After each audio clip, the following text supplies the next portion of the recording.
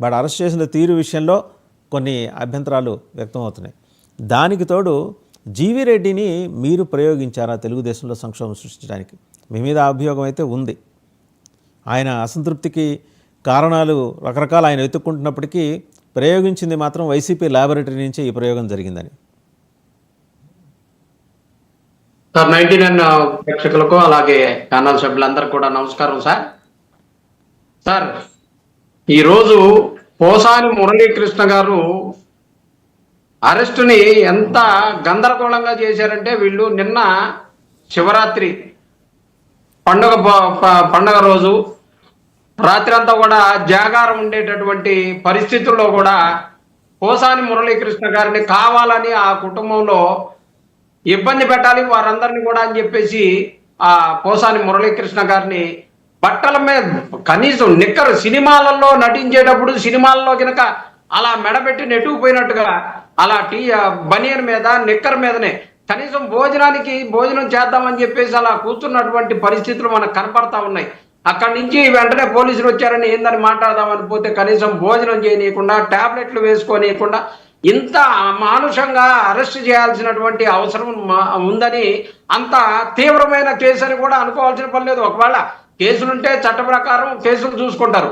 కానీ ఇక్కడ red book రాజ్యాంగానికి అనుకూలంగా చట్టాలని తయారు చేసే విధంగా వీళ్ళు ఒకరోజు ముందుగానే అరెస్టులన్నీ కూడా ఒకరోజు ముందుగానే డేట్లు వేసుకొని వచ్చి ఇక్కడ కూర్చొని 27వ తారీఖు వచ్చినటువంటి 27వ తారీఖు డేట్ వేసుకొని 26వ తారీఖే అరెస్ట్ చేస్తారు. ఎంత కుట్రపూరితంగా జరుగుతూ ఉన్నాయి.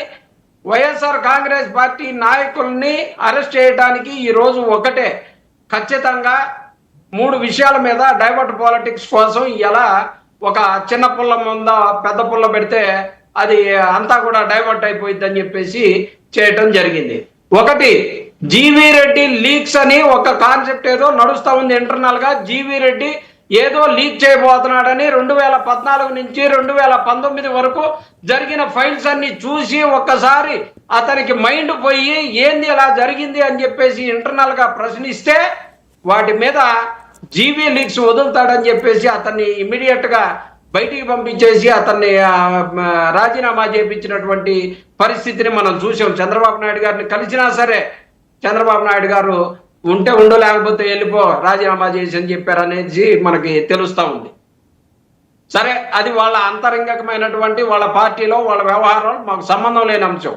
రెండవది, తిరుపతి నుంచి టికెట్లు బ్లాక్ మార్కెట్ చేసుకునేటటువంటి వ్యవస్థ హైదరాబాదులో జంక్షన్ గా చేసి కొంతమంది తెలుగుదేశం కూటమికి సంబంధించినటువంటి పెద్ద నాయకులు, అది కూటమి నాయకులు, ఒకళ్ళు తెలుగుదేశం వాళ్ళని కాదు, అక్కడ జంక్షన్ గా నడుపుతా ఉన్నారు. బ్లాక్ మార్కెట్ లో సినిమా టికెట్లు ఎలా అయితే అమ్ముతారో అలా అమ్ముతా ఉన్నటువంటి పెద్దలకి ఉచ్చు బిగుస్తా ఉన్నది.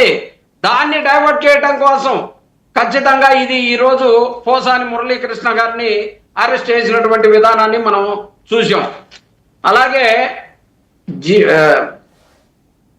అలాగే పోసాని మురళీకృష్ణ గారు ఆ రోజు ఆయన మాట్లాడినటువంటి మాటల్ని ఒక కవి మాట, శ్రీశ్రీ గారు మాట్లాడినటువంటి మాటలని ఉదహరించి మాట్లాడినటువంటి మాటలుగానే భావించాలి. కానీ అది పవన్ కళ్యాణ్ గారినో లేకపోతే ఇంకొకరినో తిట్టినట్టుగా భావించాల్సిన అవసరంలా. అది ఎందుకంటే ఆ కవి ఏం చెప్పాడనేది నాకు కూడా తెలుసు. కానీ ఈరోజు మనం మాట్లాడాలి చెయ్యాలి అని అంటే ఈరోజు ఆయన మాట్లాడినటువంటి మాటల్ని తప్పుగా అర్థం చేసుకొని రైట్ అండి. I have a question for you అండి. చిన్నప్పరెడ్డి గారు కవి మాట్లాడిన దాన్ని ఆయన చెప్పారు తప్పుగా, మరి అలాగే పృథ్వీ గారు మాట్లాడిన దాన్ని మీరు ఎందుకు తప్పుగా అర్థం చేసుకొని ఆ సినిమా బాయ్కాట్ చేయాలి, 1,00,000 ట్వీట్లు పెట్టడం, ఇవన్నీ అవసరమే ఉంది? అక్కడ అది కరెక్ట్ అయితే ఇక్కడ కూడా పృథ్వీ గారు మాట్లాడింది కరెక్ట్. ఆయన ఏమైనా నేరుగా అన్నాడా మిమ్మల్ని 11 మంది అని? అనలేదు కదా.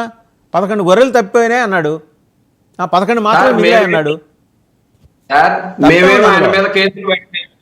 ఆయన మీద మాకు వాక్ స్వాతంత్రం ఉంది. ఆ వాక్ స్వాతంత్రం మీద మేము ఒక పోస్ట్ పెట్టుకున్నాం, మా భావాన్ని మేము తెలియపరిచాం, అంతేకాని ఆయనకి వాక్ స్వాతంత్రం ఉంది. ఆయన ఏదో మాట్లాడాడు సరదాగా, మేము గోదావరిలో ఉండి మాకు ఆ మాత్రం కాస్త ఎటకారం ఉంటుందండి అని మాట్లాడాడు. తప్పే ఉంది.